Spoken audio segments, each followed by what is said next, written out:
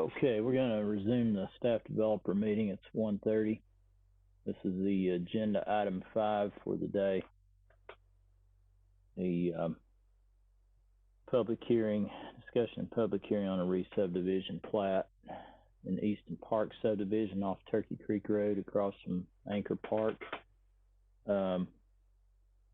This item, basically the objective here is under the fire code currently, if you've got more than 30 lots and you only have one access in and out of the property, the dwelling units have to be sprinklered. And so this development originally was platted with 38 lots, and they were planning to install sprinkler systems in each of the dwelling units. They have reconsidered that. They do have some active building permits that where the systems will be installed, but moving forward, they're requesting to replat subdivision and essentially dissolve some property lines so that there will not be more than 30 new dwelling unit lots in this development, and thus the new applications will not require a sprinkler system to be installed in those dwelling units. So that's basically what this item is dealing with. These lots that are being combined are in different parts of the subdivision. On the screen there, this is kind of the northern end of the subdivision, furthest away from Turkey Creek Road. There's a couple of lots here that are being combined, and then these two lots here, these two, this area. As you move south, and you've got these lots here, and then these lots here at the front. So the end result is 30 new dwelling unit lots. And so that's pretty much a summary of this item. The staff's comments were pretty minor. I think they need to present the plat in a different format. That was kind of the biggest thing to me. These diagonal lines just make it very hard to follow. I know what they're trying to say, that those are not part of the re-sub plat, but if they could maybe designate those affected lots in a different line color or something, and take out all those diagonal lines, I think it would read a little more clear. So and that's, the other comments were pretty minor. Don't really have too much on this item. I don't know if the applicant is in on this session or not. If they have any questions or comments regarding the staff's feedback on this plat, or if anybody has a question or comment that they would like to ask of either myself or the applicant, if they're on the call, you may have anything you want to bring up on regarding this item.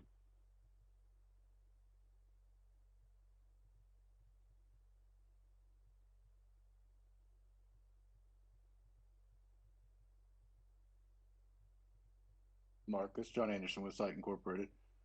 I think you've covered everything fairly well, and the comments were straightforward, and we'll get those addressed and back to you.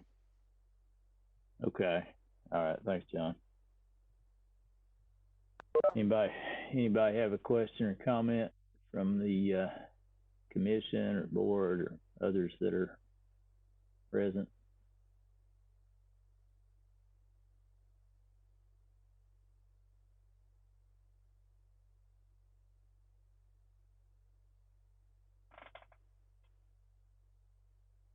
Okay, well, never really know how many comments something's going to have, so our next item's not until 2 o'clock. We'll have the same applicant basically involved, but we'll hold off on starting on that item until closer to 2 o'clock. So if y'all want to take a short break, we'll be back a little before 2. And then we'll start on the 6th agenda item for the day, and that's the final plat for the first phase of Unit 1 of the Ivy Farm subdivision on the north side of Union Road, which will be platting 26 house lots that would involve about 6.25 acres or so. And we'll go through that around 2 o'clock. So we'll see you then.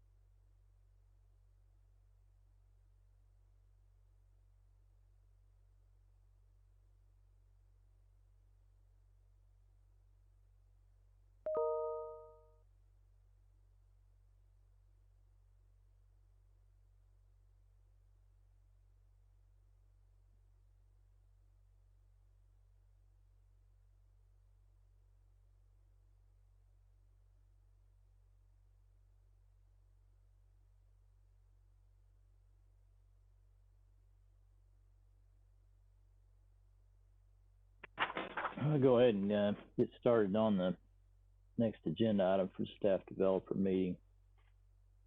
Agenda item number 6 at 2 o'clock. Let me just first announce for the afternoon session that this meeting can be viewed live on the Farragut YouTube channel, www.townfarragut.org/live stream. Charter channel 193 and TDS channel 3. The meeting is being held virtually as authorized by Governor Lee's executive orders regarding the COVID-19 pandemic. This agenda item for the 2 o'clock session involves the final plat for the Ivy Farm subdivision. That's the development north of Union Road. It's Unit 1, Phase 1. It involves 26 house lots that affect about 6.26 acres. And this is the location of the lots as you come in off of Union Road. Ivy Farms Road extends into the project. Actually, the clubhouse is in this general area here, and then the house lots for this phase are all here on this Baltica Lane, which does include the connection to Pecos. And for some of the discussion items for this phase, per the agreement executed with the town, Union Road roundabout, Ivy Farms Road has to be complete before any building permits can be issued, so that someone that lives in this development would have access to a street that meets the town's minimum design requirements. And the second thing on this phase is that Pecos Road will remain barricaded until it's authorized to be open, which will be at a later date, depending on development in the subdivision itself. Other field-related items will need to be checked and verified for completion. The buffer strip that affects this part of the subdivision will have to be planted. Walking trail and sidewalk sections that are abutting non-house lots have to be completed. And then the stormwater system needs to be properly functioning, verified for this particular phase. I think there's going to be some modification to one section of the stormwater that abuts Saddle Ridge to try to improve the drainage in that area. That work will have to be completed, before the town will be able to sign off on the final plat. And if there's any easements that would be needed in association with that work, I think it was adding an additional inlet storm sewer in a section between Ivy Farms and Saddle Ridge. So if there's an easement that would be needed, that would have to be platted on this plat as well. So that's kind of an overview of this. It's a relatively small phase in terms of the number of house lots.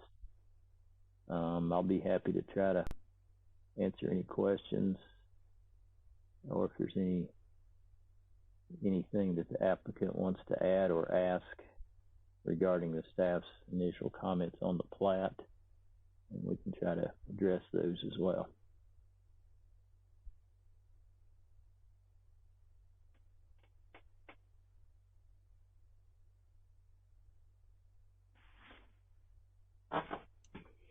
Mark, this is John Anderson with Site Incorporated. The first comment, I guess, can we get the plat markup to go with the little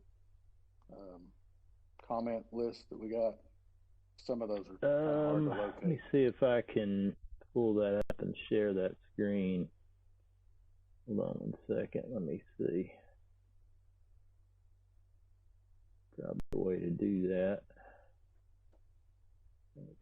trouble.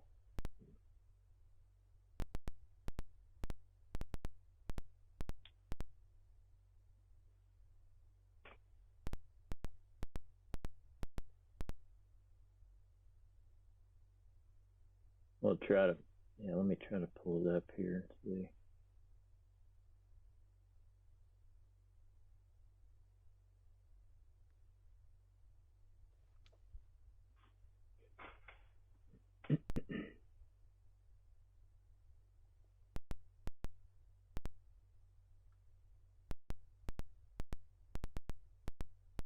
That.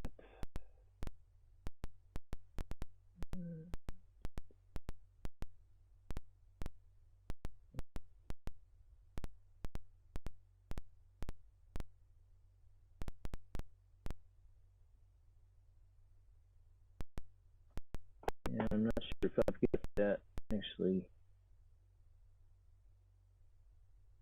Yeah, I think I have that to where I can get to it at this point.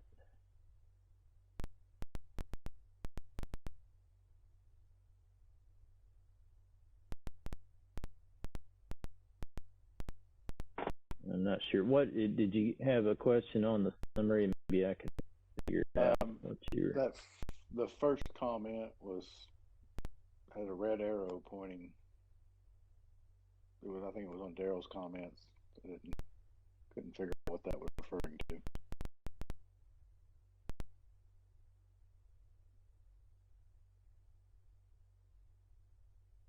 Yeah, I'm not sure. And Mark, I just sent you a link to the Bluebeam review. That's what you're looking for. Yeah, that should help. Let's see.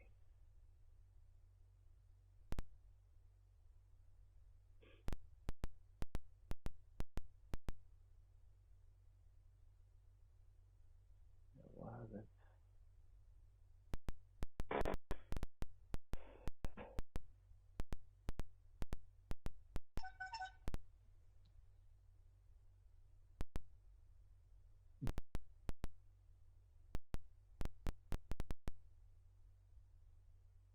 Yeah, I'm not sure what's doing that.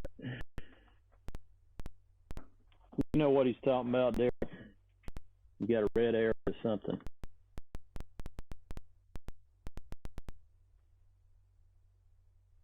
I don't know what he's talking about.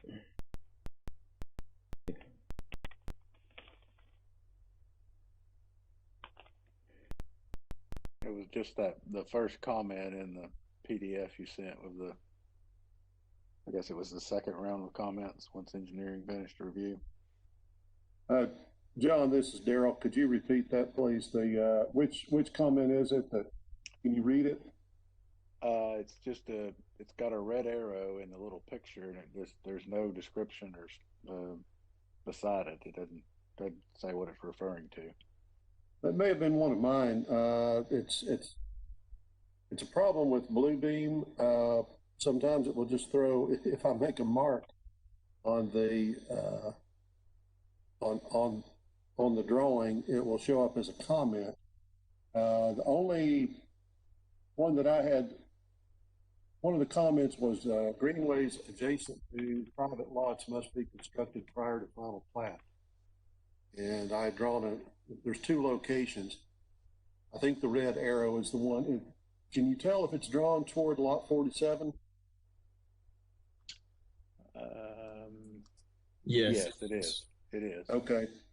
That's all it's referring to. There is a greenway in that location, and we just want it constructed prior to final plat.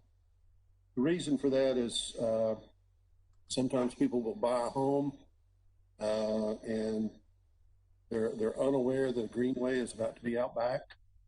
And if the greenways are already constructed prior to that, they know it on the front end.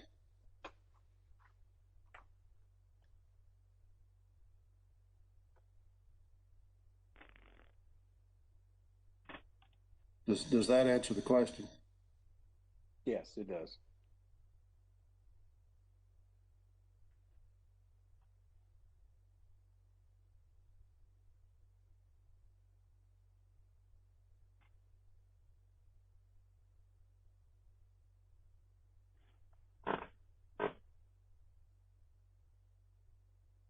Anybody else have any questions? This is John Anderson again with Site Incorporated. One of the comments was about the detention basin being platted in a later phase. I'm assuming that since it's still functioning as a sediment basin, that we can go ahead and plat the lots without platting that detention basin.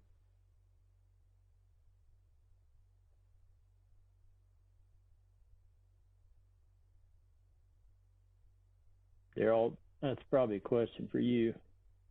Well, I was going to say that's your question, Mark. No, it wasn't one of my comments, I don't think. Oh, well, it wasn't mine, but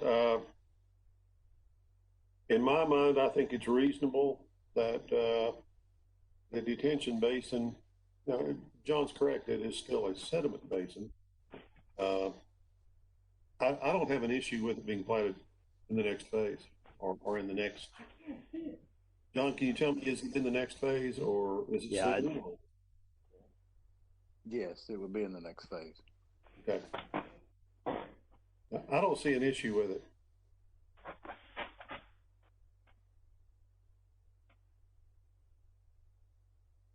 Yeah, that's fine with me. Like I say, I'm not. It might have been Lori's question. I don't know whose question that was. I don't know whose shows up in blue. Yeah, I'm not blue. I'm not sure.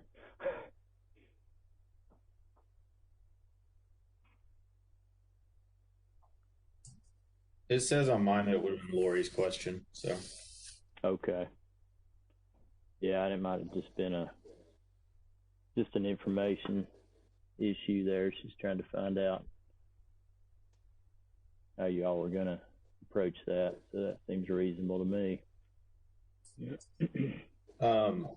Mark, I had a question on maintenance letters of credit will be required for public improvement and landscaping. Do you have an amount for that? I do not. I haven't been out there, but do you know if the buffer has been planted in the required space there abutting Saddle Ridge for this phase? No, it hasn't. I sent an email to Gary today, and then we'll have our landscaper get on it. Okay. But it has not been installed yet. Okay.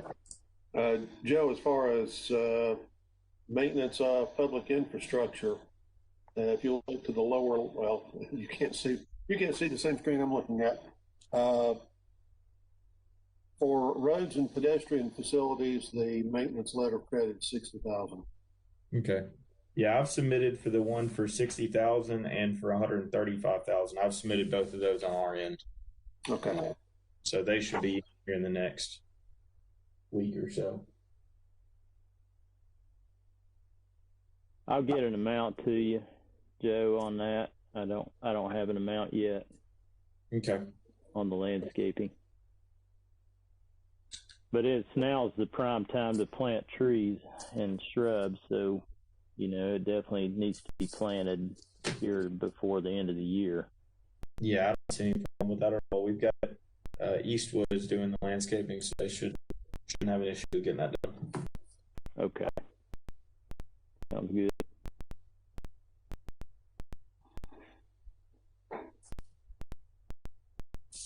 Anybody else have any questions or comments or clarifications on this phase?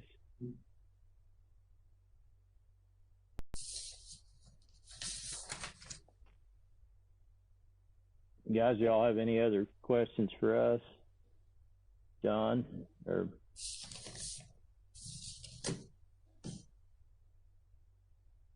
both agreed these look like very understandable comments.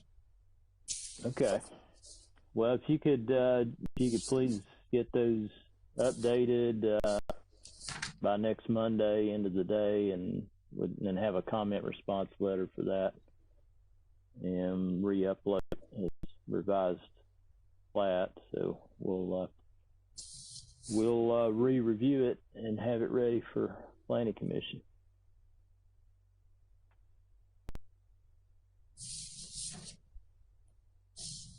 Anybody else have any questions here? Okay, well, I think the next item will be our last item for the day, and that'll be at 2:30. So we'll get started right around that time. So we'll see you back in about 15 minutes. Thank you all. Thank you.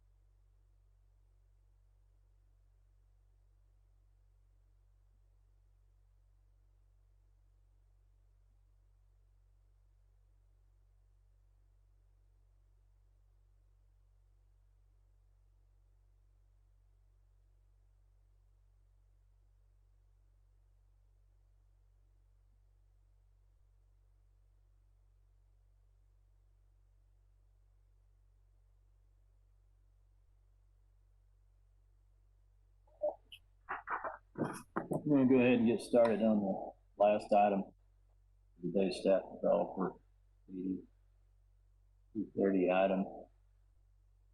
The discussion on the zoning map and these map amendments associated with the Prairie Town Center Bill Farms project.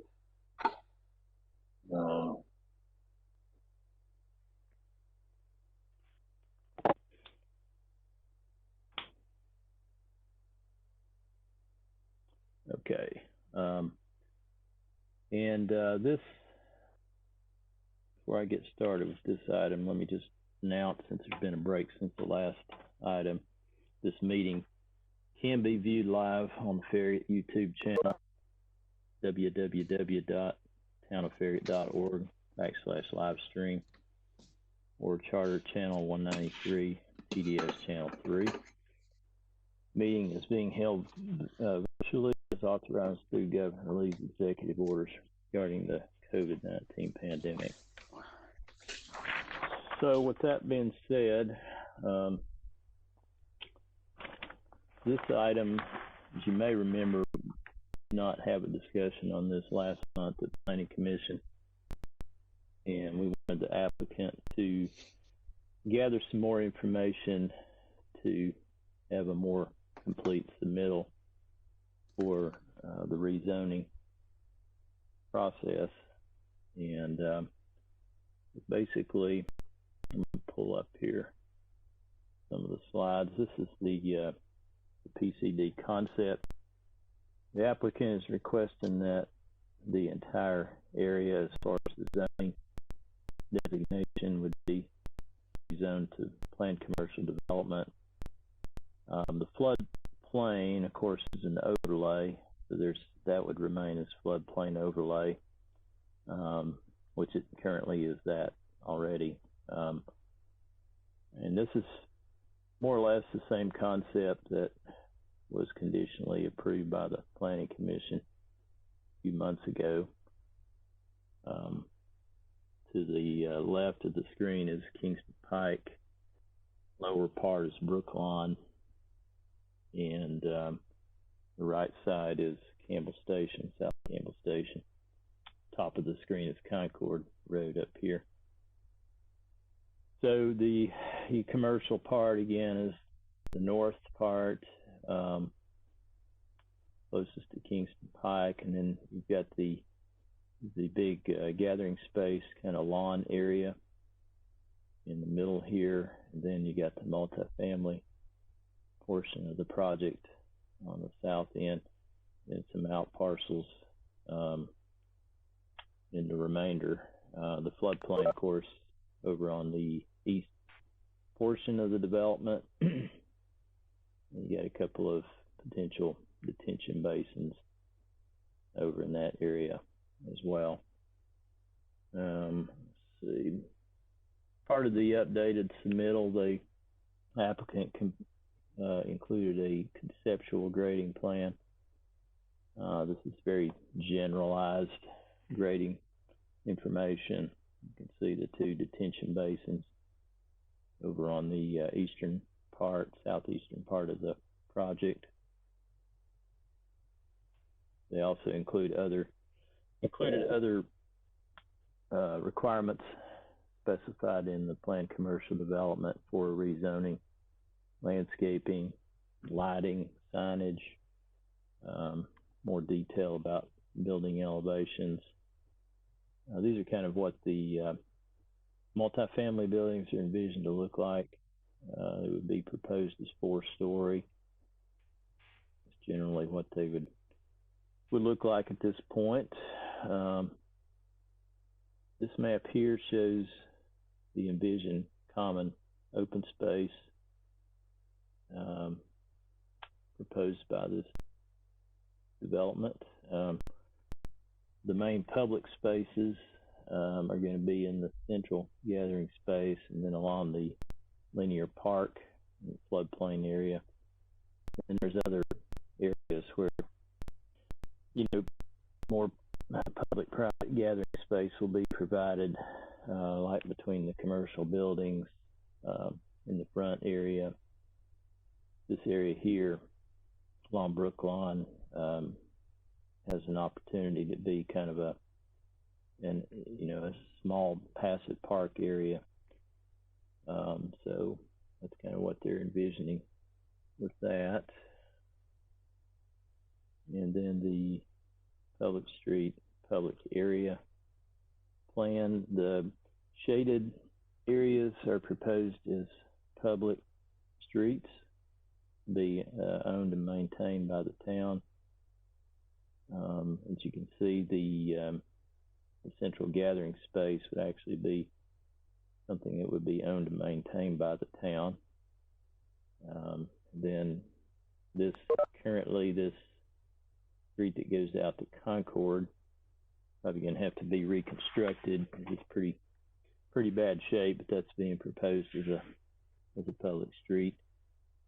The street coming in off of Brookline on the south end, the town center street through the middle, and over on the eastern part of the project, the street that would abut the public walkway space, I guess, like a better way to put it, and then the access off the South Campbell Station to Brookline. So some of the discussion items, it's obviously a very big project, a lot of moving parts, a lot of things to think about and talk about. So we tried to cull out some of the things from our review, staff's review. One of the things was that just trying to make sure that the building renderings on the updated sheets will more closely reflect the layout that's shown on the concept plan. Right now, the building renderings show the buildings that's being connected, and the concept plan shows smaller buildings with kind of gathering spaces between the buildings, outdoor seating, whatever, areas between the buildings themselves. So just having some renderings that show more closely what is likely to be built with this development, at least in the commercial portion of the project. Being clear on the future development, I think maybe indicating that no additional multifamily would be planned beyond what would be approved on the concept plan. Flood regulations are something that we're going to have to work through. It's going to likely involve a request for a text amendment. So the staff is going to be working on that with the applicant and talking through some different options in that. The applicant has done a substantial amount of flood study work already on the property and the development. There's some things that they're trying to clean up with regards to the existing FEMA documents. So we're trying to work with them on figuring out a reasonable way to deal with the findings there. The street cross sections and rights of ways, we need to know, specifically what the street cross sections are proposed to be, what's the public space that the town is going to be owning and maintaining, what liability related issues within those spaces. Just making sure that the street cross sections in the document reflect the cross sections that are shown on the concept plan with some dimensions added. And then there's some information that we're going to be internally working with the town attorney on the existing PCD language. The applicant's going to need to apply for a text amendment on some things to be able to do what they're requesting to do at this point. So they'll they'll be submitting an application for a text amendment that will be coming to the Planning Commission in December. The traffic impact study, we did receive a traffic impact study. I think the town engineer can comment on that in a minute if he has any thoughts or comments on the study. As I mentioned earlier, there'll be some planned commercial development text amendments that would be needed for this development, and we're working with the applicant to try to figure out what they specifically want and how to word that, and then it'll be up to the Planning Commission and the Board of Mayor and Aldermen as to whether they're comfortable amending the text and where that may end up. So that's some of the more significant discussion items on this. The middle, if anybody has any questions at this point or anything that you want me to go back through on these slides, I'll be happy to do that.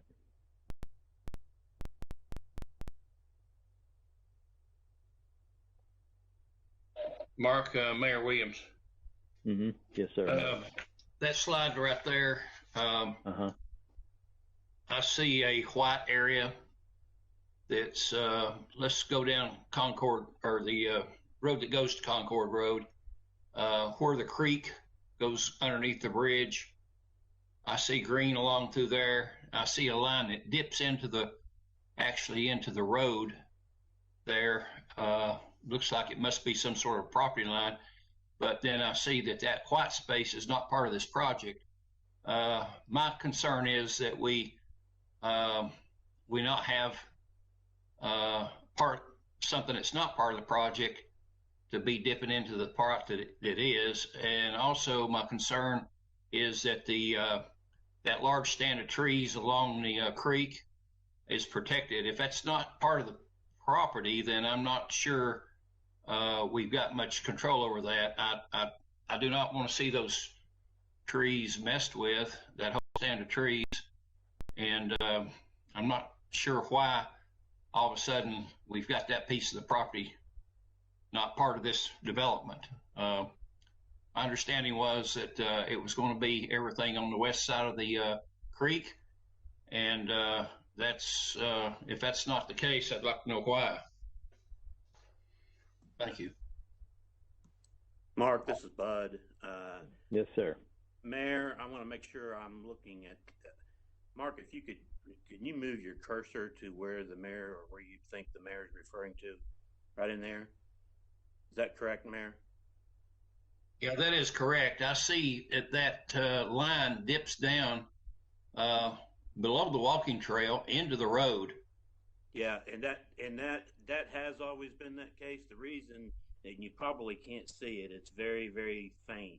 But the reason is that's where one of the existing barns that the Biddles have, that they lease out, that still have horses in there, and they wanted to maintain that, so that we will not be buying that, but that will be, and that's why, is they wanted to keep that barn for the foreseeable future. Well, I'm not happy with this. I think we need to somehow or another protect that stand of trees, and if we can't do that, then that's not something that's good, in my opinion. Well, the trees are, for the most part, are as you go on back toward Kimball Station Road, that will be protected. That, I believe that's in a non-disturbance area anyway. I'd have to ask Don or John Anderson, but I think that's down in the floodway. Isn't that a non-disturbance area by law anyway? That's John Anderson with Site Incorporated. It is, and we performed a tree survey.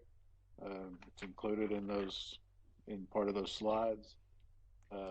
in that particular area, there's only a few trees, larger trees, that are being protected. Well, there's a good stand of them that run down along the creek. Yeah. And we show that we have submitted a tree preservation plan. This is Don Kendall Development Management Group that does show that where the trees are being protected, that it does kind of fall past that detention pond. There it is on the screen. I'm not concerned about down there. I'm concerned more up near the road that goes from the development over to Concord Road. Because that's what's not, in other words, that's the area that's not shown to be part of this development that the Biddles want to keep for their horse barn. My other concern is that property line looks like it dips down into the road that we've got to maintain. You would think that it would at least be on the east side of the walking trail, or the road, excuse me. I'd have to, Mark, can you blow that up on the screen any?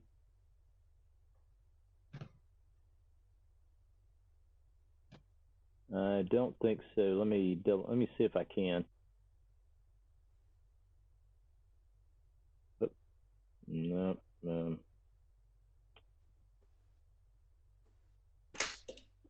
No, it's just clicking from side to side. I'm not sure. There probably is a way to do it, but I'm not. I don't really know how to do it. Mark, to your left, you've got a zoom option. Yeah, I'm looking closer at the property line, and it does seem to kind of cross that area where the walking trail is. I think what we probably need to do is to make sure that if that piece of property is not going to be part of the development, that we've at least got an access easement, and we're covering that in an easement so that the walking trail is protected and can be maintained by the city. Well, I guess there's a couple things, Don. If I'm looking at this correctly and seeing a black line, does that represent the existing fence line that's going through the white area there? I don't care if it's not shown on the plans. We need to do it. We can, if you know the line that was struck based on our contract was, the contract was struck essentially, hey, let's run it down the fence line. If somehow the survey is showing it dipping down further, then I'm going to probably suggest that it wouldn't be a problem with the Biddles. They're just wanting to maintain that barn and the fence there so that they can continue to have the horses in there. I understand that, but when you look down in there, that dips down into the road. Yeah, that's what I mean. And I don't. Yeah. If that line that Mark's got his cursor on right there represents the fence line, then I don't see any reason that we can't bring our property line back up to run it more along that fence line. Well, that would make more sense. Yeah, I think that would solve one of your concerns, I believe, wouldn't it, Mayor? It would, and of course the other one is the tree thing. I understand them wanting to keep the barn to do horses, yeah. But do we have something that shows the trees in that area right there from the? I guess you're referring to from where the road that goes to Concord Road back over to where it's shown as green right there, right? Well, if you look at the blue stream where it goes underneath the bridge, you know there's a little bit of a clearing there, and then you've got solid trees all the way down the stream. Right. And that's really what I'd like to see protected, is all those trees. And I guess two questions. One, I'm not sure that it would be problem to work an agreement with the Biddles out, but I guess my next question is can you even go cut those trees down legally if you wanted to, John Anderson? They're in the aquatic buffer. They're running right along the banks on either side of the stream itself, so they're protected. They'd be within the aquatic buffer. Does that mean they're protected or not? Yes. Okay. With TDAC, they can't be disturbed. Okay, then the only issue we got then is that area that we just previously discussed there, where that solid line is drawn versus the dotted lines. Yeah. John Anderson, can you shed any light, or would you just have to send one of your surveyors back out there to double check that? I know we didn't locate the trees in and around the barn. No, I mean the fence line. Did you the locate? Fence line is what we're using for the property line right through there. Okay. Mayor, I don't think it will be a problem for me to work it out with the Biddles to move that little. You basically just talk, Mark. If you can put your cursor right back down there, kind of just on that no, down to the left, further, right there, that little bubble that dips into the road. I think that's where you're referring to, right, Mayor? Yeah, you got a dotted line there. If you go back up to that solid line, then that one right there, then that, in my eyes, that should be what we looked at initially. That little, at the very least, the line that dips below the walking path and into the road needs brought back up to the other side of the walking path. Well, the confusion here is that's the platted, in that particular area, that's the platted walking trail easement from 2008. So there will be modifications as it comes time to construct this walking trail to change that easement to actually be centered on the as constructed walking trail. Okay. But the mayor is correct. We at the very least we don't need to be leaving Biddle with a little tiny triangle of land that dips into the public road. Of course, if it gets dedicated, then it wouldn't be their property then. And that piece that's dipping into the road, that is the platted walking trail easement. It's not the property line. It's just that easement that John was referring to that's going to be relocated. The fence line. The little bit of white that's left needs to be colored in green. That is our property. That little bit of white. From the solid line west. Correct. Okay. Correct. That little shape needs to be colored green. Can this area right here be part of your property? Yes, that's what I'm talking about. Below that line. Okay. That needs to be green on the. See that all? Plan. Yeah, that makes sense right there for that to all be, because then that's in our easement. Otherwise, you got somebody else's property in our easement, and it transitions to another party in the same easement. So yeah, if that could be basically in green, I think that would take care of a lot of the. Yeah, we just had the graphic. We just had the graphic. So that pretty well describes my heartburn. Okay. Well, that as heartburn goes, that was in the end, it was a pretty easy fix, but a little bit of green highlight. So that line actually is the property line then, right, John Anderson? This is John Green. This is John Green. I just looked at the aerial view on Google, and that line that you're saying is the fence line or property line looks like is only the right of way for the walkway. The fence line is actually perpendicular to the entrance road and kind of parallel to the wall of the barn, the north-south wall of the barn. So it looks like that line that you see, that black line that goes along the area we're talking about, is strictly the right-of-way of the walking trail. Okay, we just need to make sure that it's the property of the development and not the property of the Biddles. I guess that's a good question. It sounds like it's neither. It sounds like it will end up being the platted. Who will own the walkway trail?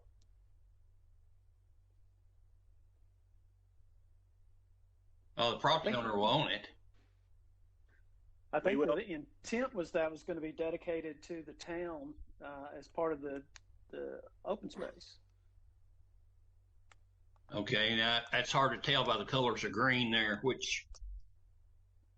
It looks like the part that is on the east side of the trail is proposed to be dedicated and maintained by the town, and then on the west side, it looks like it's the darker green that would be owned and maintained by the developer. Yeah. At least that's what they're proposing, is what it appears to me. Hey, Don. Yeah. I think we need Did you create this graphic, or did John? I did, and it comes out more contrasting colors. If we can change these colors when we go to correct this area we've been discussing, let's go with more contrasting colors, because it is kind of hard to tell the difference, especially. I think for purposes of the walking trail, you need what the maintenance and not necessarily the dedication, but the maintenance definitely needs to be clear that we maintain a certain distance from each side of the center line of the trail. If it's not our property, fee simple. But so if this is the trail, it's not. We don't want to have the maintenance of this side, but not this side. I mean, we want to. That's not going to be very functional. In other words, you need to. Yeah, we would want to maintain from the center line out a certain distance for the trail. And if that's going to be actually dedicated as town property, then that's, that would make sense, because maintaining one side of the trail is going to create some confusion, I think, for our public works staff, and may not create a consistency throughout the path itself. Because you'd have essentially two different maintenance regimes on each side of the path. So I think whatever you end up proposing, it just needs to be consistent, so that the same entity is maintaining each side of the path. Just need to make sure that where the path ultimately gets built is in the middle of the easement. Yeah, that needs to run the full length of the path, by the way, not just a section of it. Mark, any idea of what you need there from a width standpoint? Would it be 15 feet on each side? Or? Normally, a walking trail easement is at least 20 feet, 10 feet from the center line of the trail itself as constructed.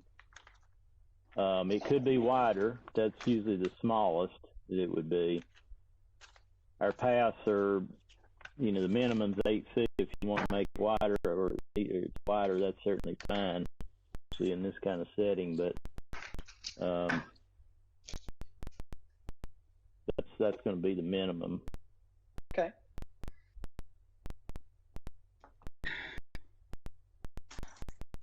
I'll show that on the revised graphic. Okay. Yeah, one other thing we kind of talked a little bit with the applicant about, and that was in this general area, you've got the walking trail that's going to be kind of a public amenity running along the floodplain, and that might change a little depending on what evolves with the flood information and how we approach that. But basically making the connections, the pedestrian facility, like a wider surface. It could be concrete or asphalt, but maybe a multi-use path, so that you've got a large loop. It's a multi-use path as a, kind of a more desirable amenity for the community and the project. So that, instead of a 5-foot sidewalk through this section, it would be a wider trail. It could be asphalt or it could be concrete, depending on what would work the best. But it gives you more diversity, more options as far as users, for that kind of system, but making kind of a loop out of it. Then, it obviously extends on to the north into the rest of the project. That's kind of a blow up of this area. You can see a little bit more of the detail. Multifamily tract, which is about 21 acres of the overall development. And then here's the commercial tract, which is about a little over 8 acres of the overall development. What other questions do you all have on this item at this point. This is Alderman Pinchuk. I've got a question concerning that lawn in the center. I remember seeing or hearing some dimensions of that space, but I haven't been able to find it. What are we expecting that to be?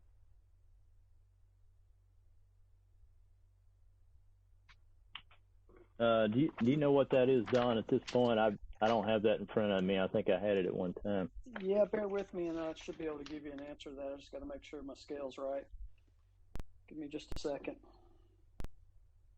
And we can put some dimensions on that if it would help. I remember it was awfully long, but I can't remember the width.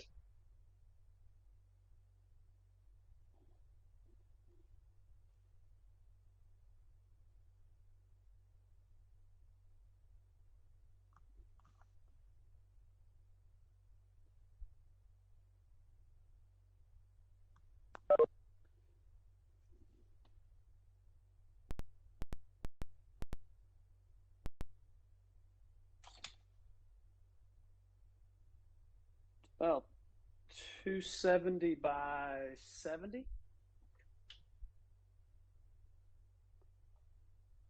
Okay, thank you.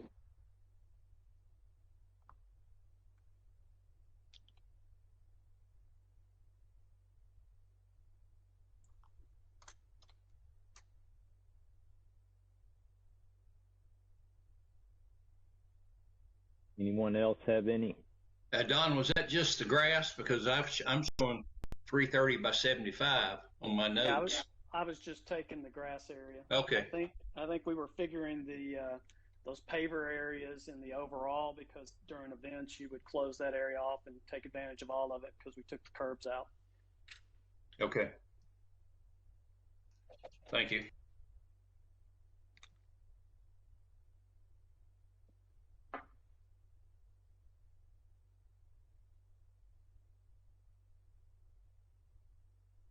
Anyone need to see a different sheet here to look at other information?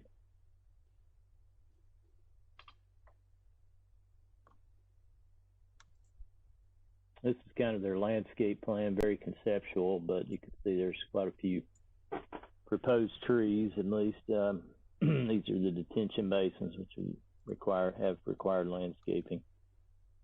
Mark, this is Alderman Pinchuk again. There's supposed to be 2 detention ponds in there. I saw on that previous drawing where one of them was. I was unsure as to where the other one.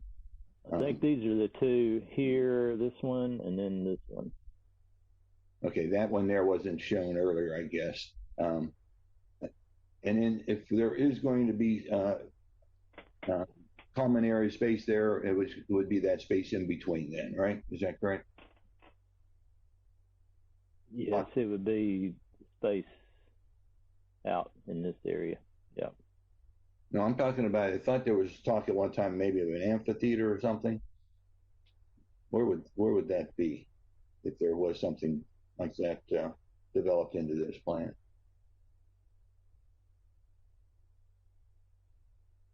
We haven't gotten off. This is Bud Cullum again. There's still areas in there to talk about that. I think from the amphitheater standpoint, I think a lot of us assume that we would utilize the town center for a use like that and utilize some of the back area more for linear type parks.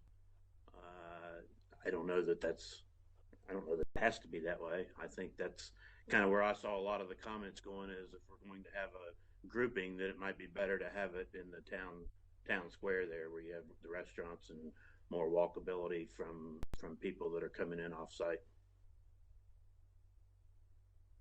Okay, yeah, I was unclear as to whether or not there were going to be 2 areas or just the one on the lawn between the commercial and the residential. But there was talk at one time about having something back there and between the detention ponds, and so I was a little curious if you've gotten any further with that. But we haven't. We're certainly open. Some of that area between the 2 ponds could be developable.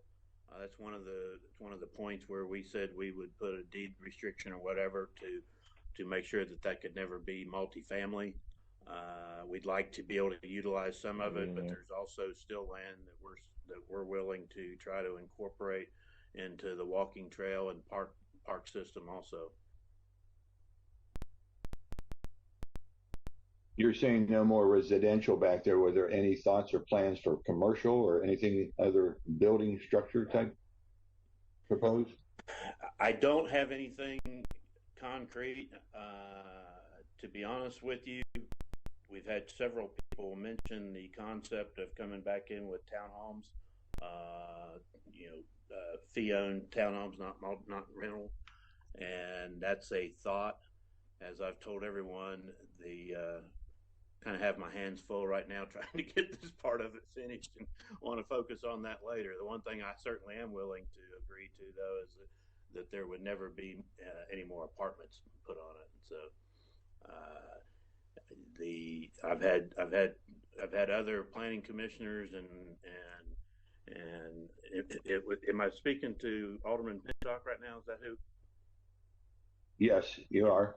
If I'm not mistaken, I think even you had mentioned the possibility of condominium or townhome type uses, and that's something that I see in the future could be even potentially better than the commercial aspect. But to answer your question, I don't have anything concrete yet. All right. Well, it's been a few months since you and I sat down and chatted. I just want to make sure nothing had transpired differently from our conversation.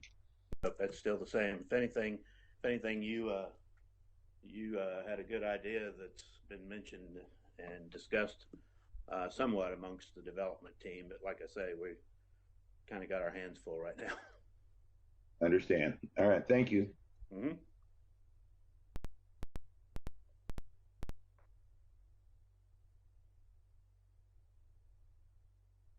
Anybody else have any questions for the applicant or for the staff? Or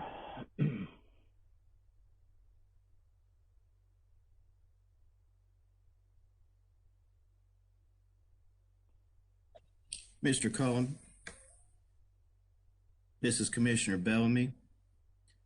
I never received anything regarding the study that showed the market demand for apartments from you. And I have gotten two different documents just in the last day or two. Okay, sir. And was actually started to try to reach out to you, and I thought, well, I'm going to wait and see if he maybe is on this call. Yes, sir. When we finish, I will reach out to you and make sure I have your email address, and I can get that to you or whoever else if you would like that. Okay, sir. I appreciate it. Mayor Williams again. We've got a architectural color scheme for the Farragut Flats at Town Center Apartments. I did not see one for the rest of the development.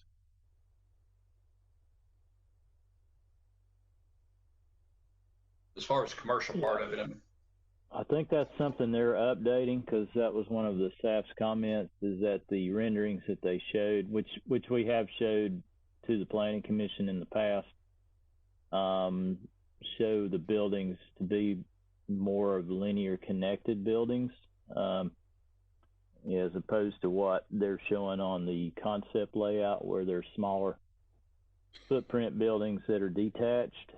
And so I think they're in the process, as I understand it, of updating their building elevations to reflect that. That is correct, Mark. I'm not sure. I want to make sure that that's the question that the mayor was asking. I understood that to maybe mean just brick colors on the commercial part, as we're showing kind of a picture of a sample board on the multifamily part. Was that your question, Mayor, or was? Yeah, the multifamily part is got an extensive array of colors. I mean, we have sent those. We have sent those in because our grocery tenant even actually supplied us with an actual hard sample of the bricks. Okay. When I say hard sample, I mean 50 pounds each. Right. Yeah, we're familiar with that with the Planning Commission. That's kind of what we normally get. I mean, Don, I'll let you, but we had way back early in this process. We kind of started with the architectural look and colors on the commercial part before we even got to the concept plan.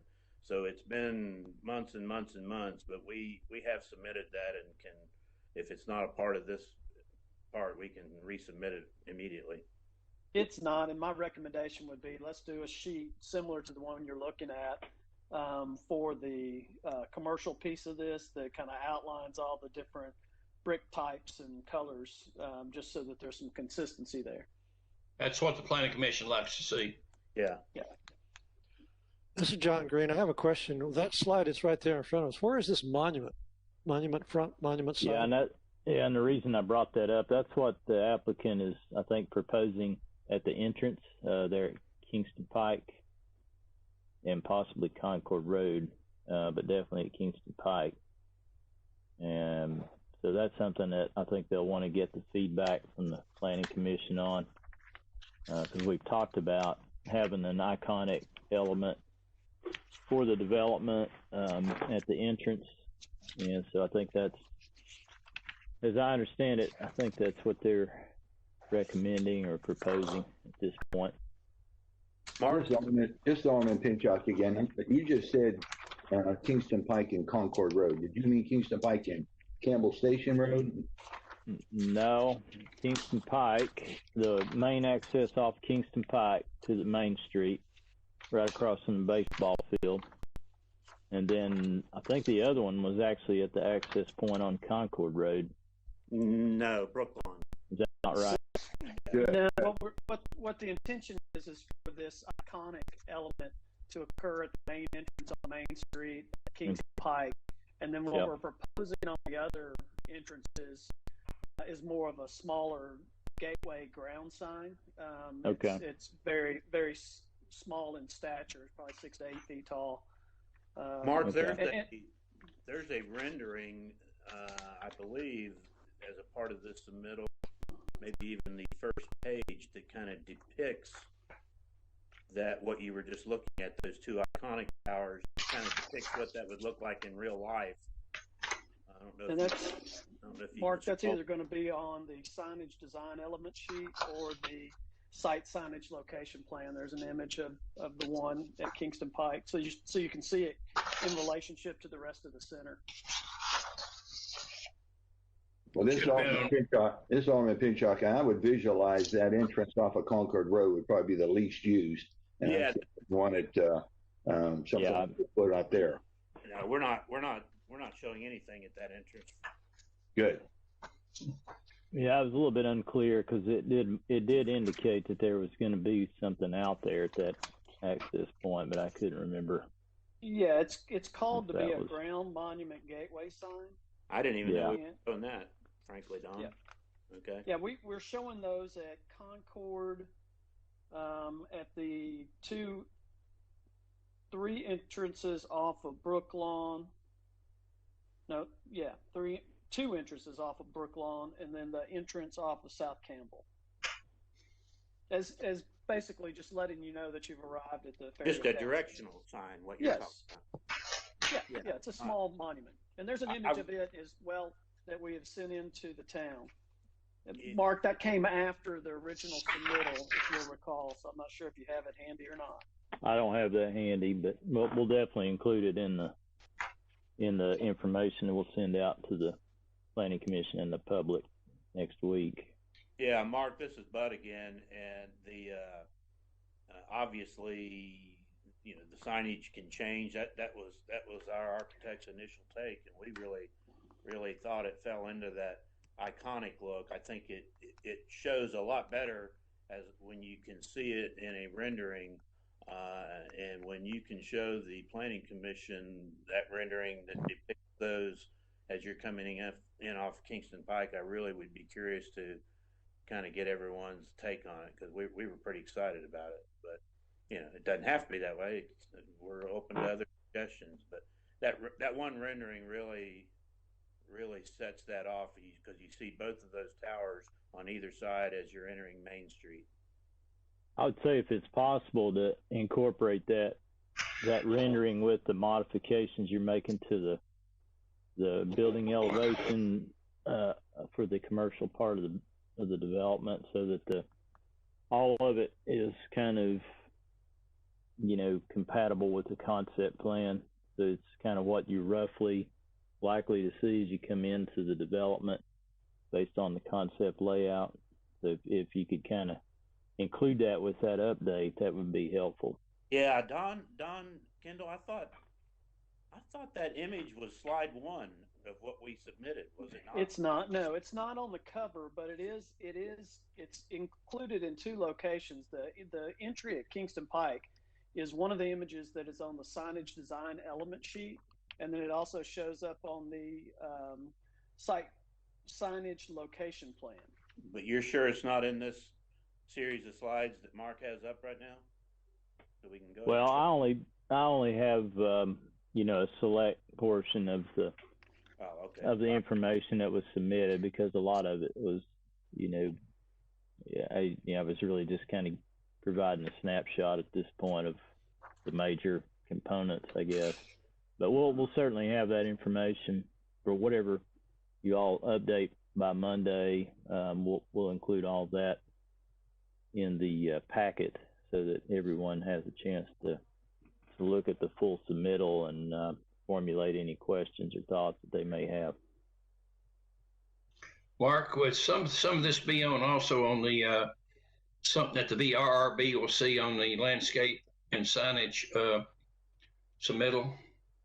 Yeah, absolutely. Yeah, absolutely. Yeah, they would be, and it might be a good idea for them to weigh in pretty early on with their thoughts on that. I think I know Ron's on the VRB, so I think it's a good idea to get their thoughts and feedback. It's, again, all this stuff is conceptual at this point, and that's what makes it a little tricky. So, but I think what they're trying to find out is whether they're on the right page, kind of moving in the right direction with what we're wanting to see as a community for this project. Mark, speaking for the VRB, I think we'd like to see something, or at least maybe discussion purposes, only up front early if possible, and then we can get into more detail later. But yeah, there's a lot here, and I think it would be helpful to have some discussion. Yeah, I agree. Sounds good. We can do that. That's all I have. This is John Green. I have another comment. Earlier on, you were talking about, I think I heard you say that we have a traffic study that's been submitted, and then nobody talked about it again. Do we have conclusions from that traffic study, that we have traffic issues or not issues, or do we have conclusions yet?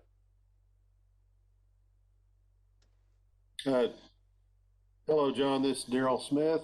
Can you hear me okay? Yep, hear you just fine. We do have the traffic impact study. Really, the biggest indication was that it's not a significant impact to the intersection levels of service that we already see. The biggest problem that we have is that just the background traffic alone, we have really not a very good level of service. I think we'll all agree with that at Kingston Pike and Campbell Station, as well as Kingston Pike and Concord.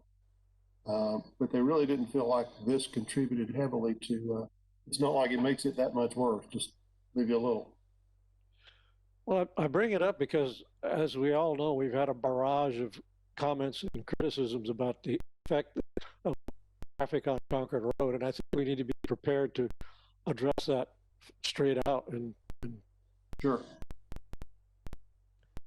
Okay, thank you.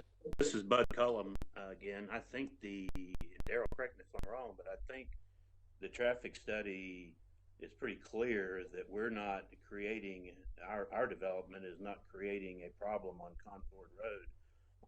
I would like to go ahead and add another thing that it made clear is that if the property was to be developed as probably originally planned and as zoned for more big box retail, such as the Kroger across the street, that the potential traffic could be as much as 33% greater than the development that we're proposing. So I thought that was a very interesting fact. Actually, that was probably the biggest takeaway I got from the traffic impact study is that development with the uses we're looking at here compared to how it is already zoned, purely commercial, this would have a significantly fewer trips than what the commercial use would have.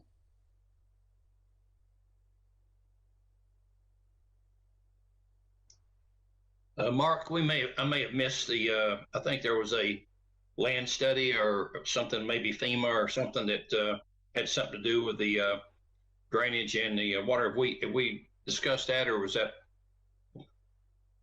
Have we even broached that subject yet? Well, this is a grading plan, conceptual grading plan that was included in their ECD submittal. They have conducted a flood study on the property.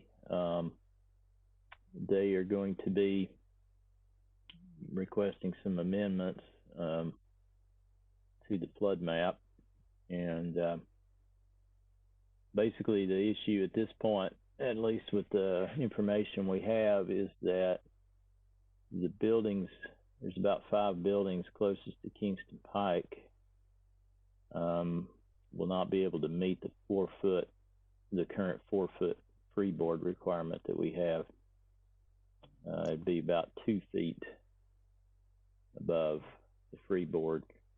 Of course, in looking at other communities, our freeboard is very high, so it's something that we're talking through internally and trying to evaluate, and talking with other communities and looking at the flood regs and figure out a path forward to deal with that makes sense and doesn't affect other properties.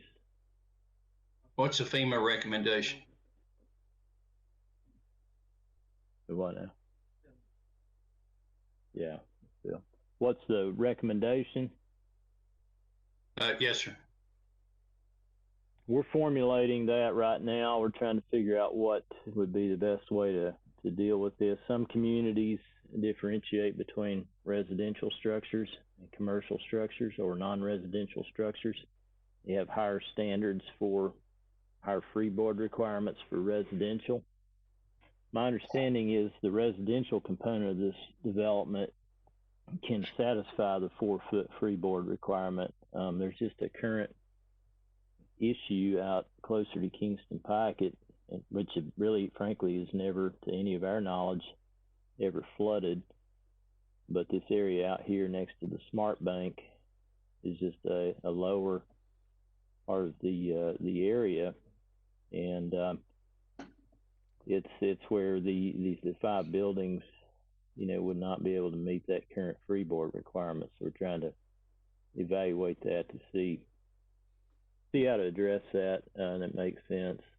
Again, it's an area that we've never seen any flooding in that area. The actual Smart Bank building itself is, I think, just right at the base flood elevation. So it doesn't meet any kind of freeboard requirement. To my knowledge, that building hasn't had any flooding issues in the past. So we're just trying to figure out some logical way to deal with this that doesn't create an adverse effect on other properties in the town. This is Bud Cullum. I'd like to add to that, if I could. For a reference point, I think, Mayor, it was your question. Knox County requires 1 foot above the 100-year flood elevation. And I think that's whether it's residential or commercial, either one. John Anderson maybe could correct me on that. 500. The buildings out closest to Kingston Pike, if we had to take those to 4 feet above the base flood elevation, you'd have to raise the whole thing, so you'd be so much higher than Kingston Pike. it really would it would mess up the entire plan. Not to mention the looks of the plan as you're coming in off Kingston Pike. I think to carry this one step further, the extensive flood studies that we have done, and then the grading plan that was done and then resubmitted to the flood engineer to do the calculations. We have already done the studies that have shown, and again, my engineer can step in and correct me if I'm wrong, but I believe we've done the studies that has shown that we can do the no rise so as to not alter or hurt properties around us upstream or downstream. What that will require is some grading on our part to help solve some things. We've got to create a berm off-site that we're working to do and are willing to do, and then ultimately we submit that to FEMA for a map revision, which is not very uncommon. We've done that certainly many times in my career, but I wanted to make clear that the Planning Commission members understood that we have in fact done all of these studies to show that. And if there's any other questions as it relates to that, maybe we can answer them if you have those questions right now while we're on the phone.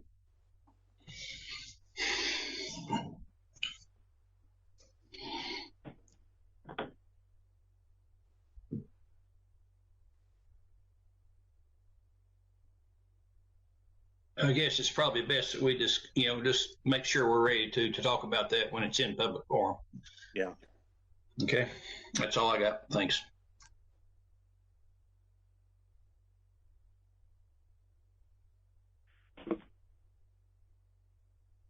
Anyone else have any questions, comments?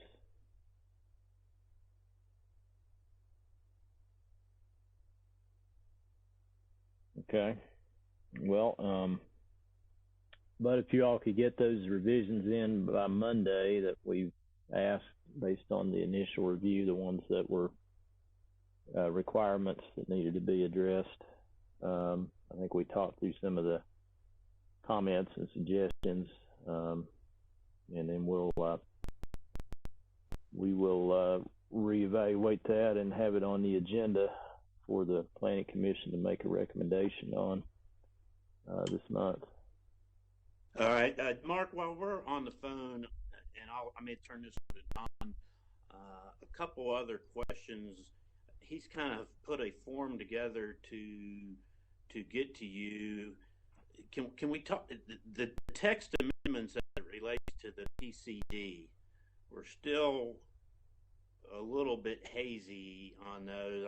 I think starting out, our thought was the reason we decided to go with PCD is with the PCD document in and of itself creates what is allowed. In other words, you don't have to do text amendments per se, but now we're talking about some text amendments, and I wasn't sure if it related to the PCD part or if it was just back to maybe some changing the text amendments on some of the flood parts, or we're still a little bit maybe that we just need to get with you offline and make sure we're getting to what you need. We can talk through that, but you definitely will need to go in and apply for, you do a text amendment application through our online permitting software, and then we can talk through the different things that we may need to look at and how to approach those.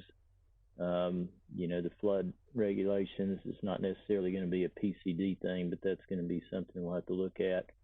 And there are some things in the PCD language currently that probably will have to be revisited in relation to what you're requesting here. But I guess at this point, what I would recommend is just going ahead and applying and basically just being fairly general in your description at this point of what, I think Don's taken some notes on some things we've talked about in the past. So just go ahead and include those for now. Okay. And get that submitted, so that we can, cycle that through the process and move forward. We haven't really known exactly what you needed to try to amend because we didn't have enough, in some cases, specific information. So I think the more specific information we get, the more we figure out kind of what we might have to revisit. Okay. And Mark, I will state that, most of the things that we're requesting that are deviations from the PCD requirements are stated on the concept plan on the sheet that you're currently have up. Okay. Yeah. So they're stated within our submittal. Okay. I believe what you're telling me is that we're going to need to pick those items out and submit them separately. It's a separate application with a text versus a map. Right now, what y'all have submitted are map amendments, which are fine.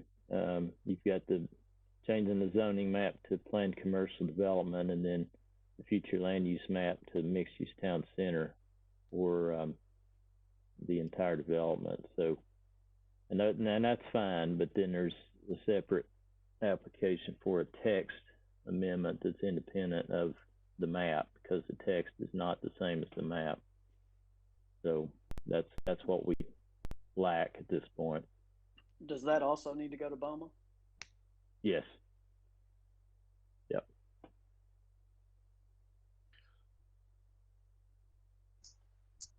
Mark, this is John Green again.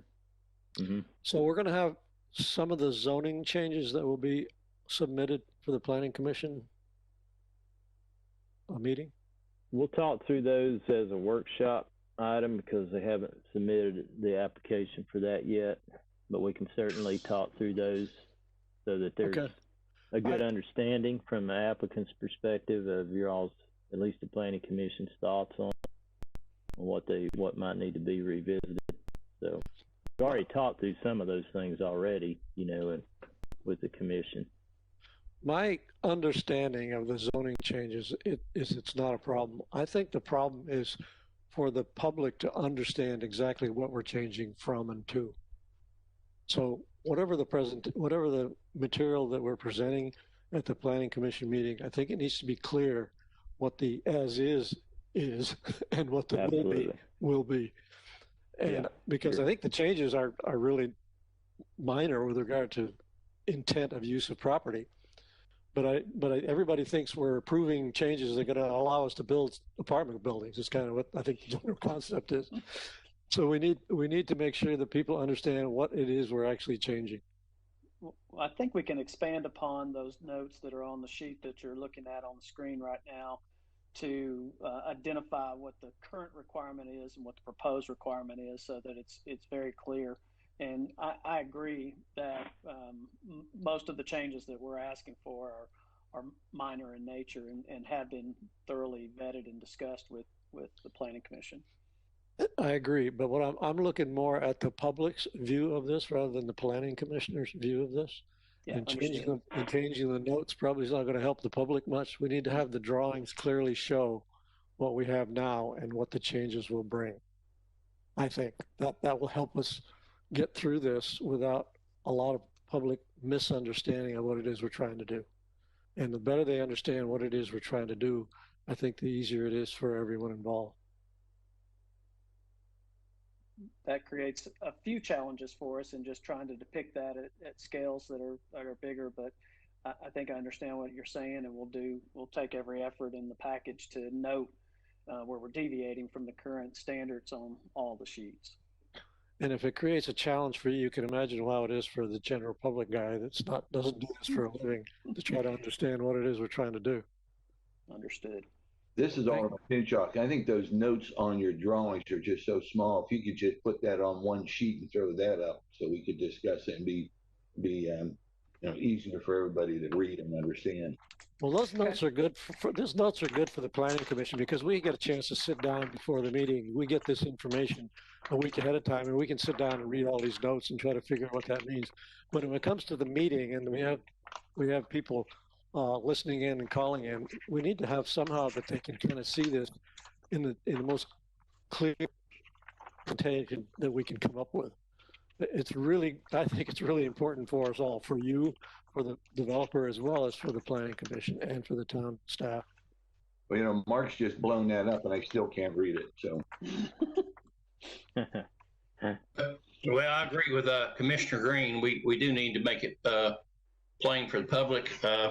You know, normally it's not an issue because when we're live, because it's something that you can really kind of go over. But when we're virtual like this, it does present a problem. You know, because a lot of times, if you don't have a good understanding by the public, then it leaves things that are open-ended, and of course that's always an issue. But if we've without understanding that we're going to be virtual in this meeting, because we're going to be virtual till the end of the year for sure. So I would think that anything we can do to make it to where it's I mean, the Planning Commission has lived with this for 9 months. Okay, and but the public has not, because the public just really didn't start paying attention to it until September. So they're kind of behind the curve, and because of COVID, it's made it even more hard for them to understand what's transpiring. So and that's where a lot of misconception comes from, is the lack of information, and then the people that are not really sure and have an opinion, and then opinion's not information. Thank you.